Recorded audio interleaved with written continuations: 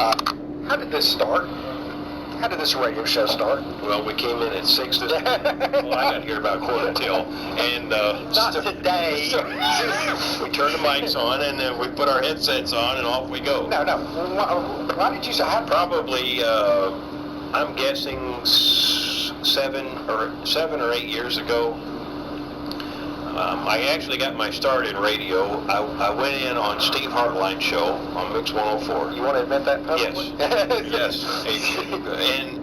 And I was sponsoring the obituaries. I wanted, so Steve and I had made a deal where I could come in live on his show and read the obituaries. Yeah. I would do it myself, and then we would just talk for a few minutes. Yeah. So the first morning I went in there, I did the obituaries, and I stayed and talked, and we just hit it off great. And I learned that day and that week and the upcoming week that I loved doing radio and cutting up. And well, then I stayed with Steve about a year. I went in every morning with Steve, and I just got out of that eventually. And one day I got a phone call, and it was the voice of Mr. Alan Jones on the other end, and he said, I have a radio station. I want you to come and be the morning DJ.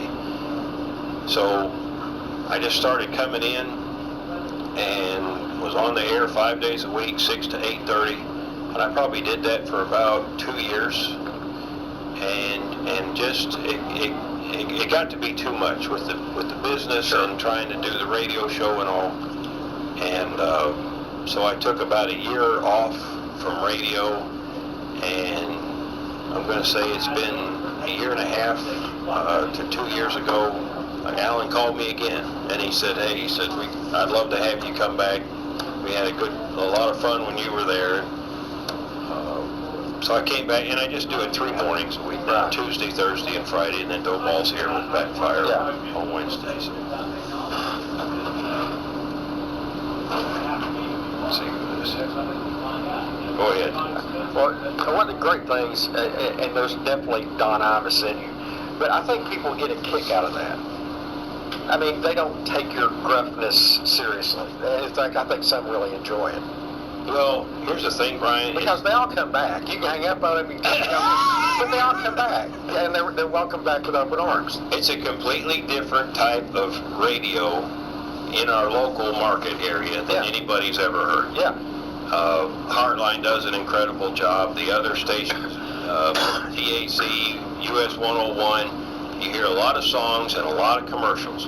The great thing about Whoop Radio is we don't play just a very few commercials, and I'll play a few songs, but we try and make it about the people and cut up and have fun, and people they want to laugh in the mornings. Yeah. You know, and we don't do hardly any news. We'll pick one subject, such as the Tony Stewart thing today, or the Robin Williams thing. We talk about it, but we don't do weather. We don't.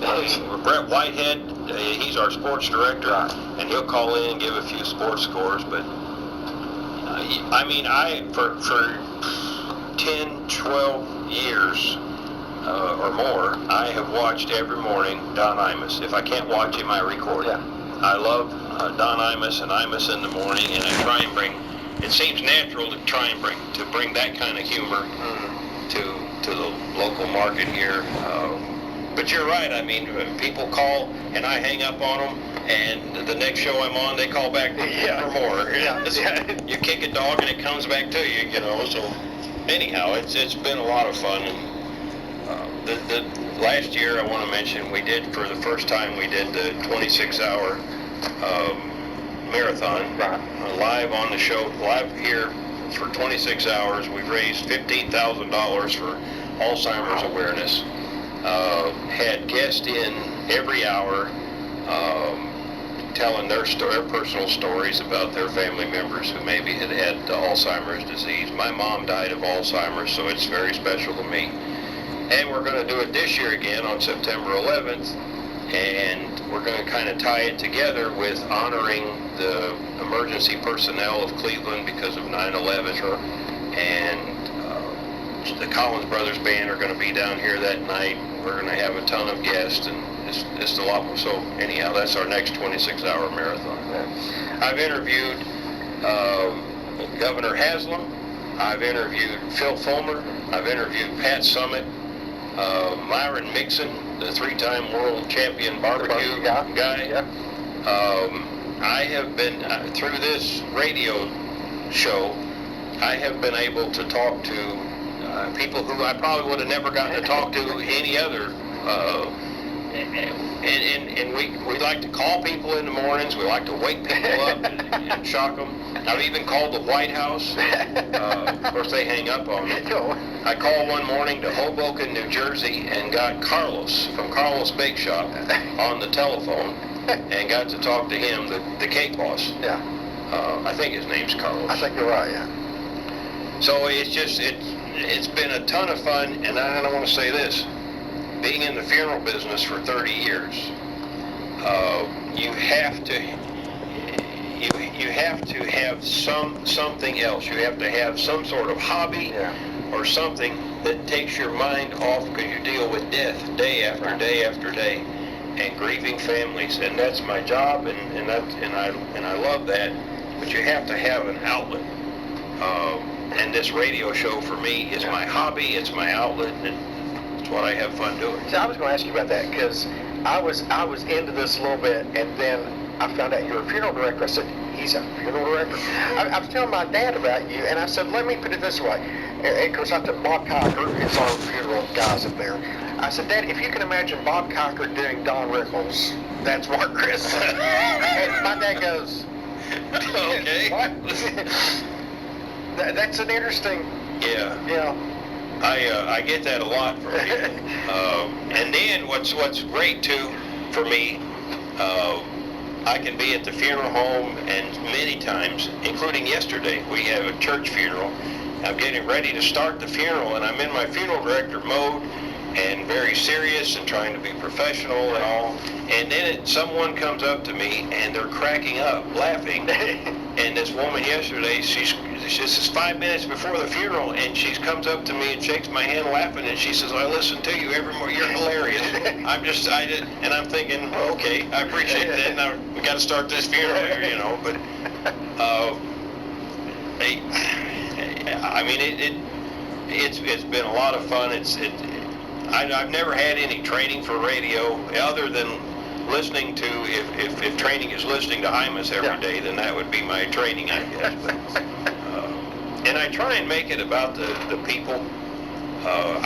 Someone told me years ago that the sweetest words to a human ear is that of their own first name. And I never forgot that. And to me, the most important thing when we're on the air is the person that's on the telephone or the guest that's here in the studio. And I constantly call them by name, tell them we have fun, but they know when they come in, they're going to get beat to death by me too, and I'm going to harass them and give them a hard time.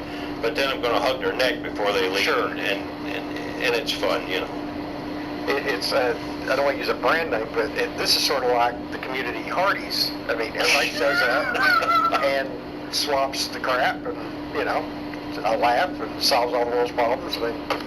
Comes out. We've called several times. We've called the Old Fort Restaurant, and Corky, the owner,